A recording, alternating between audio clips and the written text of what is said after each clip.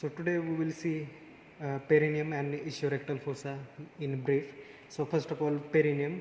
That perineum, it is a space or area between two legs. Okay, so that perineum, it has boundaries. So anterolaterally, pubic arch, pubic symphysis, pubic arch. If you trace it towards the inferolaterally, then ischiopubic rami, then ischial tuberosity. If you trace ischial tuberosity towards the posteriorly, there will be the coccyx vertebrae. So that joining part by coccyx vertebrae and ischial tuberosity by sacrotuberous ligament, ischiopubic rami from both the side, and it is diamond shaped shape of that perineum.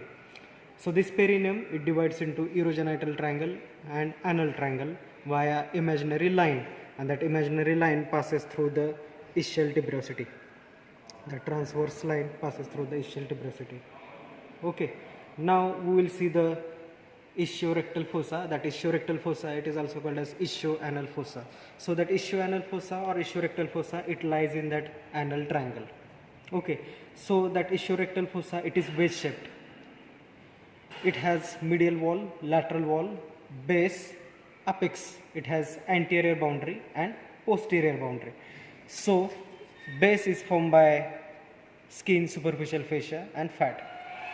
Okay, it has medial wall. That medial wall is formed by external ani muscle along with the levator ani muscle. Lateral wall is formed by ischial tuberosity and obturator internus muscle. So meeting point of that fascia of obturator internus and fascia of levator ani, it forms the apex. Okay, base as we already discussed.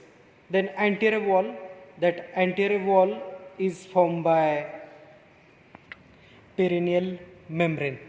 Okay, that perineal membrane, it lies in urogenital triangle. Okay, as we will see in perineum. Then posterior wall, that posterior wall of that ischiorectal fossa, it is formed by sacrotuberous ligament. Okay, now we have seen the boundaries of that ischiorectal fossa. Then contents. So contents, that is inferior rectal vessels and nerve. So this is inferior rectal nerve. It is crossing from ischial tuberosity towards the medial wall, lateral to medial, inferior rectal vessels and nerve.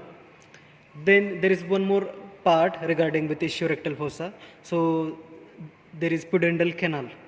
Okay, so it lies on medial to the ischial tuberosity, or you can say it lies on the lateral boundary of ischiorectal fossa. At this level there is a pudendal canal. That pudendal canal is also called as Alcock's canal. So pudendal canal contains pudendal nerve and pudendal vessels, internal pudendal vessels. So you can see these are the internal pudendal vessels and internal pudendal nerve.